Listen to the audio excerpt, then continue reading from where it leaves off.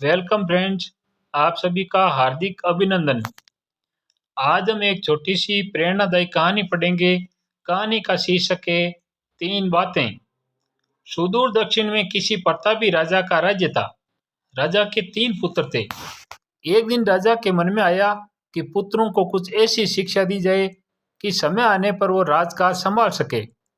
इसी विचार के साथ राजा ने सभी पुत्रों को दरबार में बुलाया और बोला, पुत्रों, हमारे राज्य में नाशपति का कोई वृक्ष नहीं है। मैं चाहता हूं कि तुम सब 4-4 महीने के अंतराल में इस वृक्ष की तलाश में जाओ और पता लगाओ कि वो कैसा होता है। राजा की आज्ञा पाकर तीनों पुत्र बारी बारी से गए और वापस लौट आए। सभी पुत्रों के लौट आने पर राजा ने उन्हें सभी को दरबार में बुलाया और उस पेड़ के बारे में बताने को कहा। पहला पुत्र बोला, पिताजी, वह पेड़ तो बिल्कुल टेढ़ा मेढ़ा और सूखा हुआ था। नहीं नहीं, वो तो बिल्कुल हरा भरा था, लेकिन शायद उसमें कुछ कमी थी क्योंकि उस पर एक भी फल नहीं लगा था। दूसरे पुत्र ने पहले को बीच में ही टोकते हुए कहा। फिर तीसरा पुत्र बोला, भैया, लगता है आप भी कोई गलत पेड़ देख आए, क्योंकि मैंने सचमुच नाशपाती का पेड़ देखा।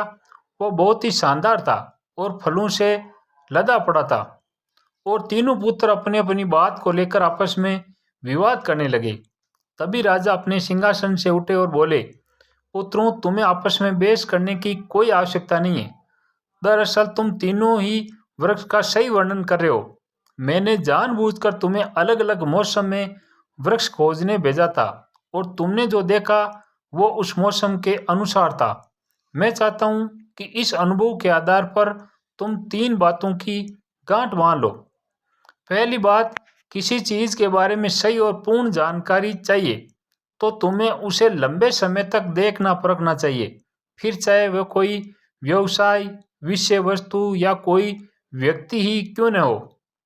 दूसरी, हर मौसम में एक जैसा नहीं होता। जिस प्रकार वृक्ष मौसम के अनुसार सूखता, हरा भरा या फलों से लदा रहता है, उसी प्रकार व्यवसाय तथा मनुष्य के जीवन में भी उतार चढ़ाव आते रहते हैं।